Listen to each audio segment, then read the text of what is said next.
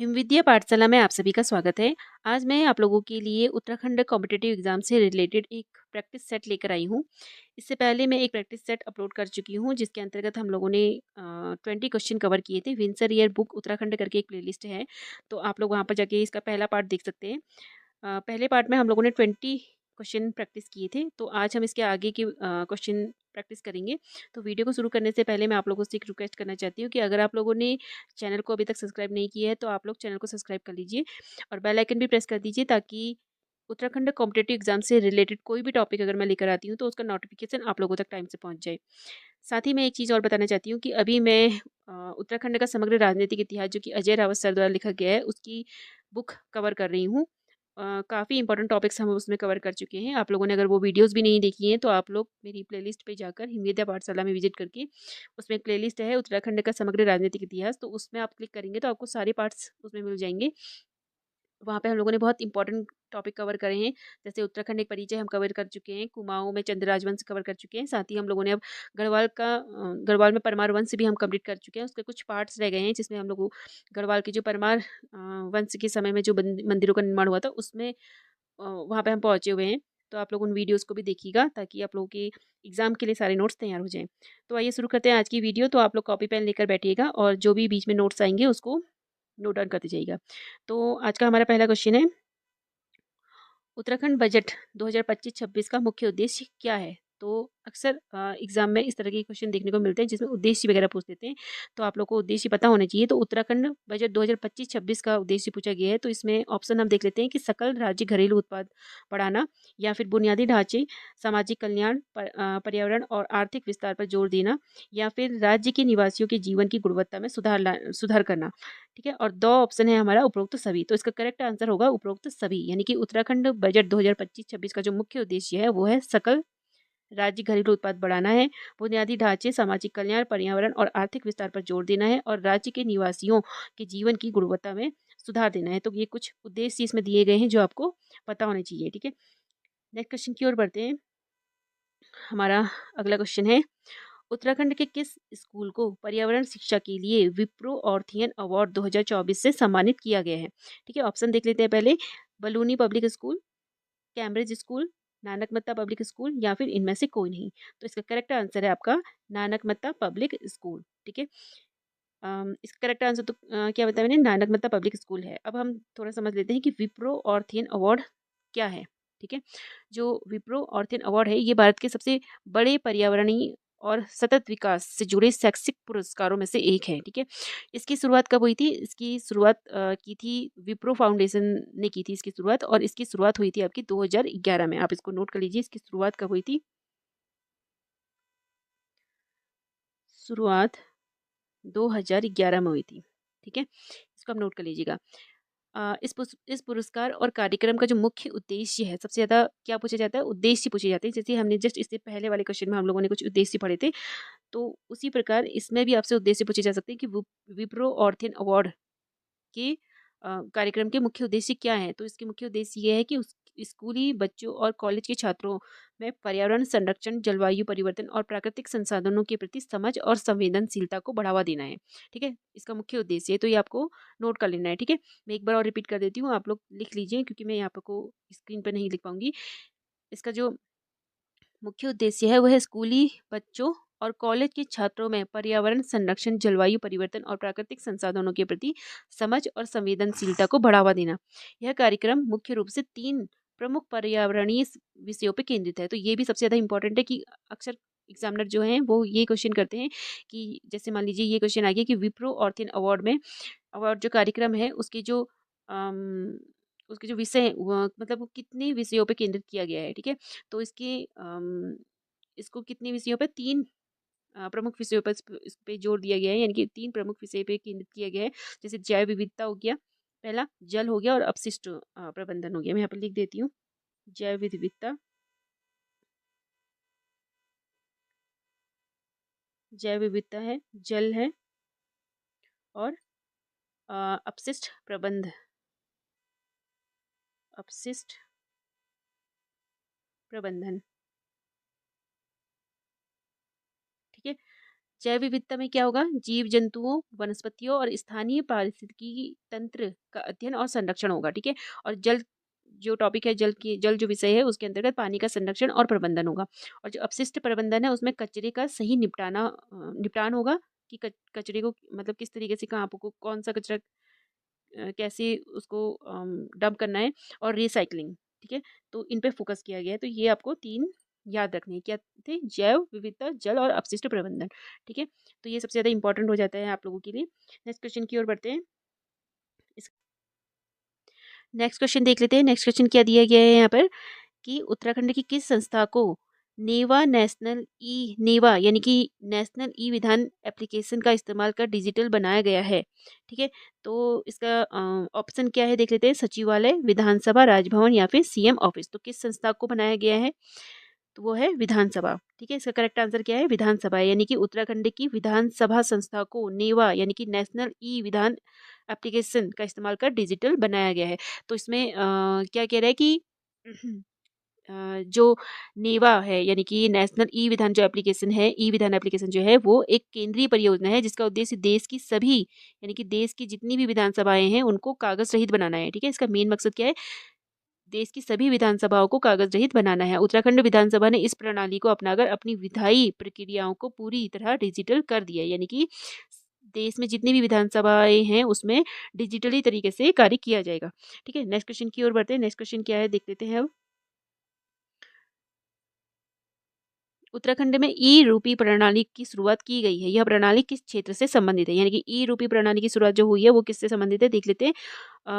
Option इसके रोजगार, पर्यटन, कृषि और खेल। तो ई रूपी प्रणाली किसके लिए शुरू की गई है? कृषि के लिए शुरू की गई है, ठीक है? ई रूपी प्रणाली की शुरुआत कृषि के लिए की गई है, यानी कि उत्तराखंड में ई रूपी जो प्रणाली है उसकी शुरुआत मुख्यमंत्री धामी जी द्वारा विशेष रूप से कृषि क्षेत्र में सुधार लाने और किसानों को सशक्त बनाने के लिए किया गया है, ठीक है? तो इसका करेक्ट आंसर क्या हो जाएगा? हमारा कृषि हो जाएगा, ठीक है? नेक्स्ट क्वेश्चन की ओर बढ़े। तो नेक्स्ट क्वेश्चन है हमारा अगला क्वेश्चन 25th वाला क्वेश्चन है कि उत्तराखंड में नया भू कानून लागू हो गया है, ठीक है? उत्तराखंड में नया भू कानून लागू हो गया है। यह कानून राज्य के कितने जनपदों में लागू किया गया है? क्या पूछा? कितने जनपदों में लागू किया गया है? यानी कि इसका जो करेक्ट आंसर होगा उसको पहले ऑप्शन देख लेते हैं। अ में है 11, ब में है 13, स में है 12 और द में है 2। तो कितने अ, जनपदों में ये लागू किया गया है? 11 जनपदों में इसे लागू किया गया है। तो 11 जनपदों में ही क्यों लागू किया गया है? बाकी के जो 2 जनपद हैं उनका क्या? तो उसको जान लेते हैं कि यानी कि 11 जनपदों में इसे लागू किया गया है क्योंकि मैदानी क्षेत्रों के जो 2 जिले हैं उनको शामिल नहीं किया गया है। और वो 2 क्षेत्र कौन-कौन से हैं? हरिद्वार है और एक उधमसिंह नगर है, ठीक है? हरिद्वार और उधमसिंह नगर के इस अम, सख्त प्रतिबंध से इनको बाहर रखा गया है, हरिद्वार और उधमसिंह नगर को। इन 2 औद्योगिक और मैदानी जिलों को छोड़कर बाकी के सभी 11 पहाड़ी और आंशिक पहाड़ी जिलों में यह नया नियम लागू किया गया है, यानी कि सिर्फ पर्वतीय और पहाड़ी क्षेत्रों के लिए ही यह नियम लागू किया गया है, यानी कि भू कानून यहाँ पे को लागू किया गया है, यानी कि जो पहाड़ी क्षेत्र है। और उधम सिंह नगर और जो देहरादून है वो क्या हो जाते हैं? सॉरी, हरिद्वार और उधम सिंह नगर जो है वो कौन सा वाले क्षेत्र है? मैदानी क्षेत्र है और औद्योगिक की और मैदानी क्षेत्र है, तो इस वजह से इनको इसमें शामिल नहीं किया गया है, ठीक है? नेक्स्ट क्वेश्चन की ओर बढ़ते हैं। हमारा नेक्स्ट क्वेश्चन है, तो इसका आंसर क्या था? 11, ठीक है? नेक्स्ट क्वेश्चन है, उत्तराखंड सरकार ने महिला सारथी योजना शुरू की है, ठीक है? महिला सारथी योजना शुरू की है। इस योजना से किन महिलाओं को लाभ मिलेगा, ठीक है?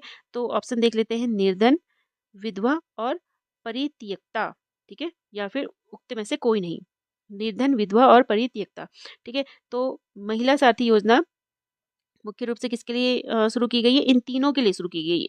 जो आंसर है वो तो द हो जाएगा, इसमें उक्त तीनों हो जाएगा। और वैसे सब हैं, ठीक है? निर्धन, विधवा और परित्यक्तता। इसको देख लेते हैं कि महिला साथी योजना जो है ये मुख्य रूप से संकटग्रस्त, बेसहारा और आर्थिक रूप से कमजोर महिलाओं को स्वावलंबी यानी कि आत्मनिर्भर बनाने के लिए शुरू की गई है। इसके तहत क्या है? निर्धन, विधवा और परित्यक्ता यानी कि पति द्वारा छोड़ी गई जो स्त्रियां होती हैं, ठीक है? उनको परित्यक्ता बोलते हैं।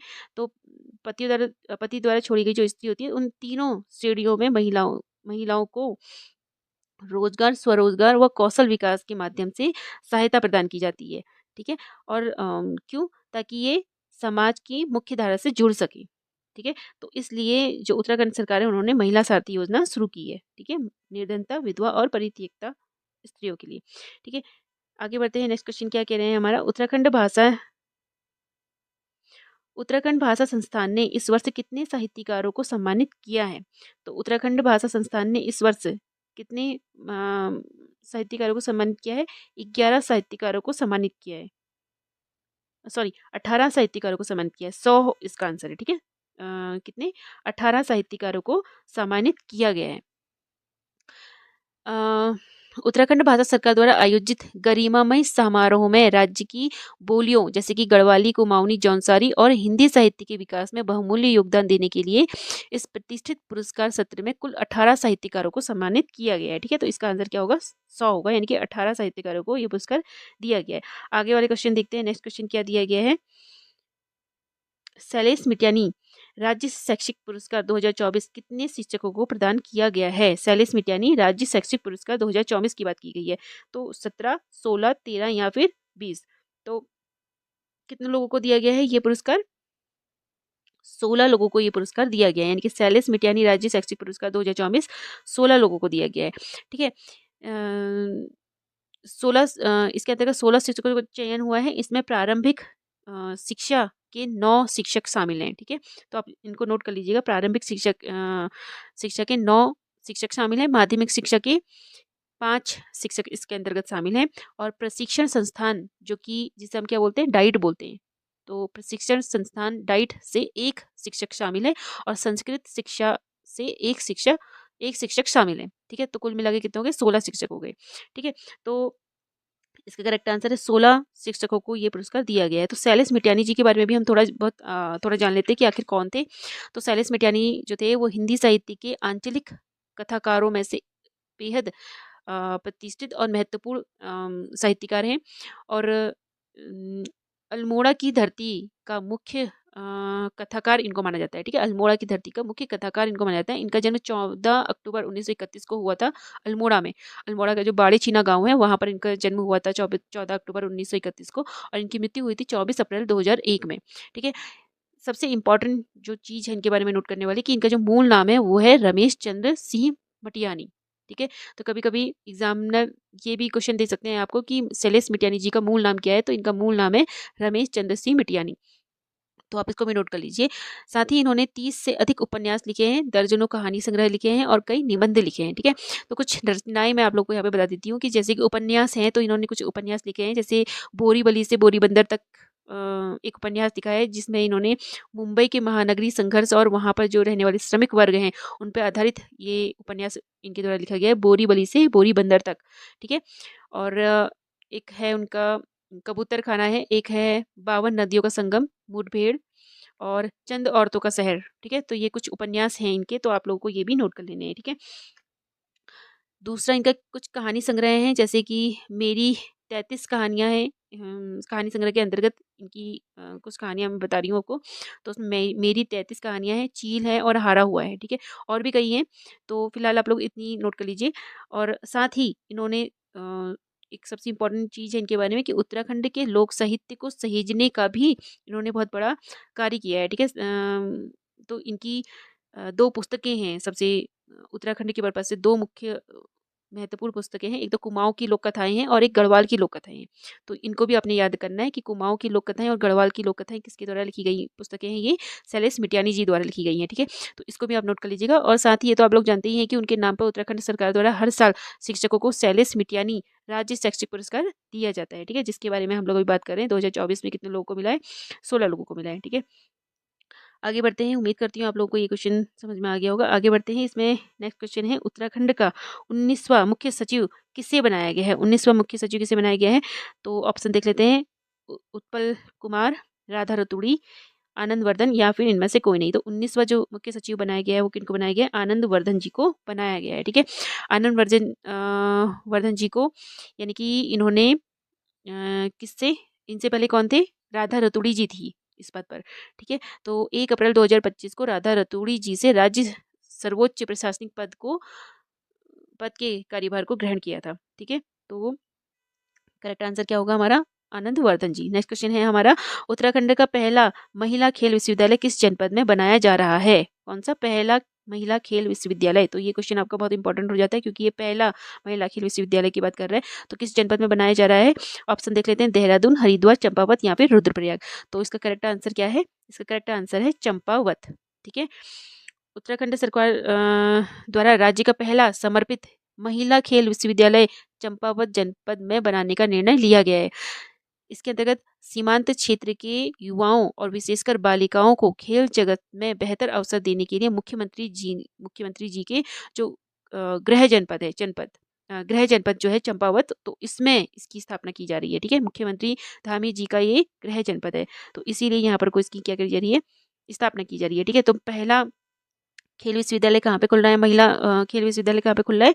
चंपावत में खुल रहा है। तो ये आपका बहुत इंपॉर्टेंट क्वेश्चन हो जाता है। ठीक है, उम्मीद करती हूँ समझ में आ गया होगा। नेक्स्ट क्वेश्चन की ओर बढ़ते हैं। नेक्स्ट क्वेश्चन क्या कह रहे हैं हमारा, प्रधानमंत्री नरेंद्र मोदी जी ने उत्तराखंड के लिए घाम तापो योजना का जिक्र किया है। ठीक है, यह योजना किससे संबंधित है? घाम तापो योजना है, घाम तापो योजना यानी कि धूप सीखना। ठीक है, तो इसके ऑप्शन देख लेते हैं, जैसे पर्यटन है, सौर ऊर्जा है, योग शिक्षा है, या फिर इनमें से कोई नहीं है। तो प्रधानमंत्री नरेंद्र मोदी जी ने उत्तराखंड के लिए घाम तापो योजना का जिक्र किसके लिए किया है? सौर ऊर्जा के लिए किया है। ठीक है, करेक्ट आंसर क्या है? घाम तापो यानी कि सौर ऊर्जा। तो प्रधानमंत्री जी ने इस पारंपरिक शब्द का उपयोग कर घरों की छतों पर सोलर पैनल लगाने की योजना को बढ़ावा दिया है, यानी कि राज्य में इसको बढ़ावा दिया गया है। ठीक है, घाम तापो योजना यानी कि जैसे पीएम सूर्य घर मुफ्त बिजली योजना है इसके मतलब मुख्य उद्देश्य, तो फिर राज्यों में इसको बढ़ावा दिया गया है। ठीक है, जिसका सीधा संबंध किससे? सौर ऊर्जा से है। ठीक है, तो ये इसका आंसर है। नेक्स्ट क्वेश्चन की ओर बढ़ते हैं। प्रधानमंत्री नरेंद्र मोदी जी ने उत्तराखंड के किस जगह से शीतकालीन पर्यटन को प्रोत्साहित किया है? ठीक है, तो इसके ऑप्शन है, आदि केदार, मुखबा उत्तरकाशी, खरसाली या फिर इनमें से कोई नहीं। तो इसका करेक्ट आंसर हमारा क्या होता है? मुखबा उत्तरकाशी। ठीक है, प्रधानमंत्री नरेंद्र मोदी जी ने उत्तराखंड के मुखबा उत्तरकाशी जगह से शीतकालीन पर्यटन को प्रोत्साहित किया है। मुखबा उत्तरकाशी क्या है? मुखबा उत्तरकाशी शीतकालीन यानी कि सर्दियों में जब गंगोत्री धाम के कपाट बंद हो जाते हैं, तब क्या होता है वहाँ पे को माँ गंगा की डोली उत्तरकाशी से मुखबा गांव में लाकर उनकी पूजा की जाती है। यानी कि उत्तरकाशी से मुखबा गांव में लाकर उनकी पूजा की जाती है। और प्रधानमंत्री जी ने सर्दियों के दौरान अम, यानी कि सर्दियों के दौरान भी उत्तराखंड में पर्यटन और संस्कृति को जीवंत रखने के लिए इस स्थान को शीतकालीन चार धाम यात्रा पर्यटन का विशेष आह्वान किया था। ठीक है, तो इसका करेक्ट आंसर क्या है? मुखबा उत्तरकाशी। नेक्स्ट क्वेश्चन की ओर बढ़ते हैं। हमारा नेक्स्ट क्वेश्चन क्या कह रहे हैं कि 9 मार्च से 15 मार्च 2025 को अंतर्राष्ट्रीय योग महोत्सव का आयोजन उत्तराखंड के किस स्थान पर किया गया? तो इसके ऑप्शन है, हरिद्वार, नैनीताल, हर्षिल या फिर ऋषिकेश। तो इसका करेक्ट आंसर क्या होगा? ऋषिकेश होगा, क्योंकि ऋषिकेश क्या है? हमारी योग नगरी है। तो जो भी योग वाले जो कार्यक्रम होते हैं वो ज्यादातर कहाँ पे होते हैं? ऋषिकेश में होते हैं। ठीक है, नेक्स्ट क्वेश्चन की ओर बढ़े। नेक्स्ट क्वेश्चन है हमारा, श्रीमती राधा रतूड़ी जी को राज्य की पहली महिला मुख्य सूचना आयुक्त बनाया गया है। ठीक है, किसको?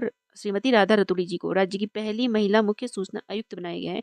इससे पहले वे राज्य के किस पद पर कार्यरत थी? तो वे किस पद पर कार्यरत थी? मुख्य सचिव के पद पर कार्यरत थी। ठीक है, तो इसका करेक्ट आंसर क्या है हमारा? मुख्य सचिव। ठीक है, नेक्स्ट क्वेश्चन की ओर बढ़ते हैं। छात्रों और शोधकर्ताओं को खगोलीय जानकारी उपलब्ध कराने के लिए उत्तराखंड में नक्षत्र भवन स्थापित किया जा रहा है। यह नक्षत्र भवन कहाँ स्थापित किया जा रहा है? ठीक है, तो ऑप्शन देख लेते हैं, देवप्रयाग, डेडीहाट, गोपेश्वर या फिर गुप्तकाशी। तो इसका करेक्ट आंसर क्या होगा? इसका करेक्ट आंसर है टेढ़ी हाट। ठीक है, तो इसके थोड़ा डिटेल में जान लेते हैं कि छात्रों और शोधकर्ताओं को खगोलीय जानकारी उपलब्ध करवाने के लिए डीडी हाट पिथौरागढ़ में नक्षत्र भवन स्थापित किया जा रहा है। सीमांत क्षेत्रों के बच्चों को वैज्ञानिक दृष्टिकोण प्रदान करने और उन्हें अंतरिक्ष विज्ञान के क्षेत्र में आगे बढ़ने के लिए स्थानीय स्तर पर ही यह आधुनिक सुविधा दी जा रही है। ठीक है, तो इसलिए कहाँ पर को क्या है इसका आंसर? डीडीहाट पिथौरागढ़। ठीक है, नेक्स्ट क्वेश्चन की ओर बढ़ते हैं। हमारा नेक्स्ट क्वेश्चन है, इंडिया जस्टिस रिपोर्ट 2025 में उत्तराखंड को भारतीय राज्यों में कौन सा स्थान प्राप्त हुआ है? तो इसका करेक्ट आंसर क्या होगा? इसके ऑप्शन देख लेते हैं, दूसरा, पांचवा, 16वां या फिर 17वां। तो इसका करेक्ट आंसर क्या है? 16वां। इंडिया जस्टिस रिपोर्ट 2025 उत्तराखंड को भारतीय राज्य में कौन सा स्थान प्राप्त हुआ है? 16वां स्थान प्राप्त हुआ है। नेक्स्ट क्वेश्चन की ओर बढ़ते हैं कि उत्तराखंड में प्रथम तितली गैलरी की स्थापना किस स्थान पर की गई है। उत्तराखंड में प्रथम तितली गैलरी की बात हो रही है, तो ऑप्शन है इसके मंडल, मुंशियारी, हरसिन या फिर जौलीग्रांट। तो इसका करेक्ट आंसर है कि उत्तराखंड में जो प्रथम तितली गैलरी की स्थापना की गई है वो जौलीग्रांट में की गई है। ठीक है, तो उत्तराखंड में पाई जाने वाली तितलियों की लगभग 105 प्रजातियों 105 प्रजातियों को उत्तराखंड की प्रजातियों को हाई रिजोल्यूशन तस्वीरों को प्रदर्शित करता है। ठीक है, तो इसका करेक्ट आंसर क्या है, जॉली ग्रांट है। ठीक है, नेक्स्ट क्वेश्चन की ओर बढ़ते हैं।